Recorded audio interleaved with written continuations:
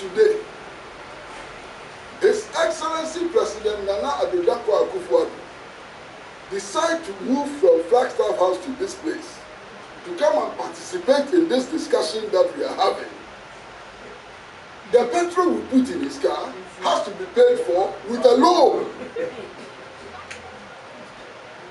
This is the stark reality. Okay? Now, we know that today there are people with 3 children, with 5 children, and unfortunately some of these people too have, you know what I mean, maybe 2 wives and 3 wives, 5 children. At the end of the month, their take-home pay is 500 cedis if they are lucky. Now, what do you do with 500 cedis? And I dare say in which the vast majority of our people do not eat 3 meals a day. Only the privileged can eat 3 meals a day. That's what we're talking about. Now, how do we get out of this situation? A situation in which public officials are warning us that very soon we have to import water.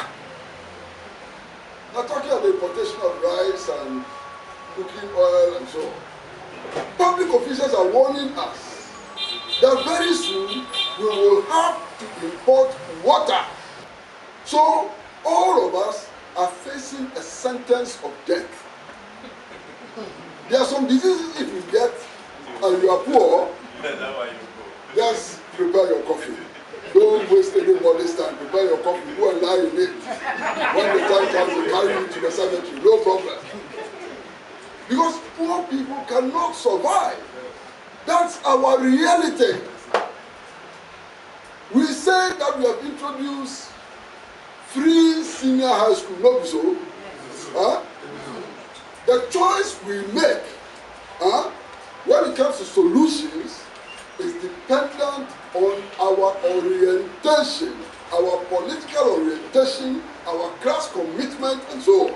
That dictates to us what choices we make. Come into this country to build our economy except for ourselves. Except for ourselves.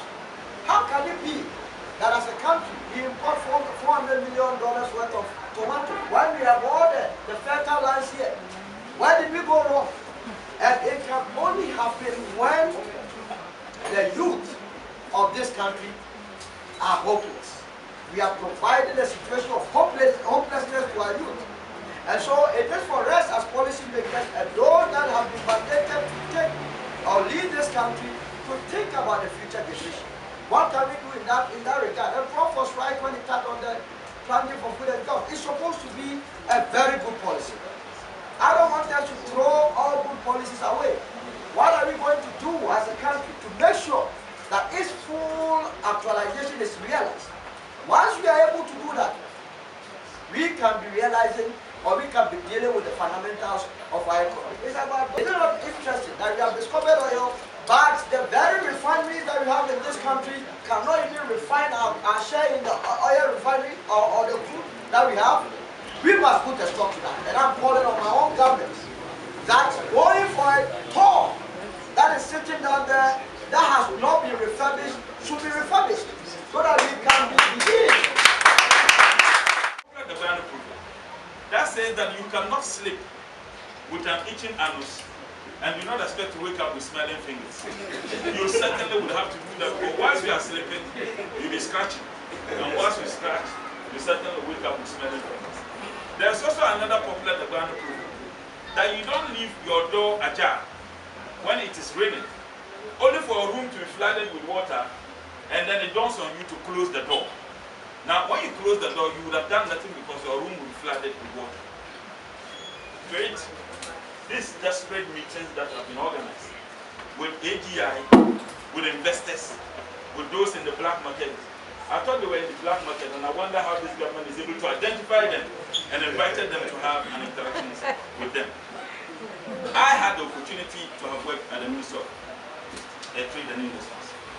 One of the reasons why we are heavily import dependent is because of incoherent policy decisions.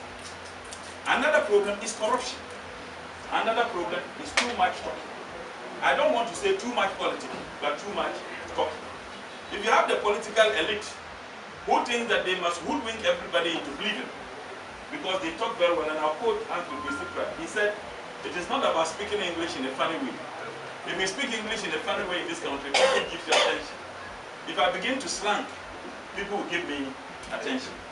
Now, in 2014, we were able to reduce the importation of foreign rice into this country by 40%.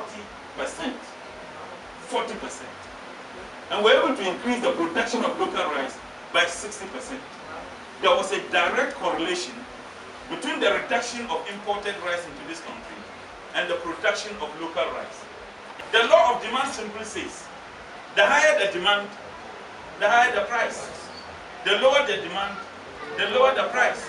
And the law of supply says that the higher the supply, the lower the price, and the lower the supply, the higher the price. There is a constant competition between our domestic currency and the foreign currencies. So if you have to look for $2 billion or more to import a product you have the capacity to produce, then there is a problem with you. Perhaps everybody in this country, particularly the political elite, may need some psychiatric attention. And myself, I am included because I'm one of the political elite. And I say so because it isn't that we don't have the capacity to produce rice. We have the capacity to produce rice, but we are simply not interested in producing the rice. Why is it that COVID affected all of us? And by the way, the other countries managed COVID than we did. I have heard government communicators who found and tell themselves and say that we manage COVID more than any other country in Africa. The best way to manage COVID is to reduce the number of lives that are lost. There can't be any better way of managing COVID than reducing the number of lives that are lost. Look at it in percentage terms. Ivory Coast, Burkina Faso, Nigeria, Niger, Togo, lives were lost in Ghana than lives were lost in those countries. Nigeria had about 3,000 plus people losing their lives. We had about almost 2,000 people losing their lives. Just suppose that with Nigerian population and calculate the percentage, you will come to one conclusion. They managed COVID than we did. But none of those countries went to the IMF to borrow $3 billion in the name of COVID. None of those countries went to the World Bank to borrow $906 million in the name of COVID. None of those countries dipped their hands into all manner of funds established, by the way, by the previous government, a president you berated, a president you described as incompetent. He's established funds for the purposes of developing this nation. You dip your hands into those funds. All these monies, Parliament as a legislative arm demanded accountability. The Minister for Finance is unwilling to account for us. Nobody is willing to account for us. Part of transparent governance is to be open and honest with the people who gave you the mandate to govern. They are unwilling to do so. The last time I checked, we were told that we were given free water and electricity. Many of us didn't enjoy the free water and electricity because it was specifically meant for some consumers. We are all being asked now to pay for something we didn't enjoy. I filed a question in Parliament before we rose, demanding the Minister for Finance to tell the people of this country how much this government spend in providing the free water and free electricity, and how much have they generated so far from the COVID levy that we are all paying now. The only reason why Dr. Akutosa was not appointed the minister was because he was not called Ofuriata. And the only reason why Ken is the Minister for Finance is because he's called Ofuriata. And if you ask me sincerely, and I said this with all the sincerity, the minister wouldn't be fired because he's there to protect the loot of Mr. Nanado and his entire family. The corruption under this government is just legendary. I'll give you an example. Go to the Ghana Airport Company. Recently, I made a comment on a sister TV station.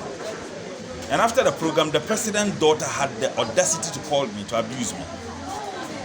And it had to do with the airport company.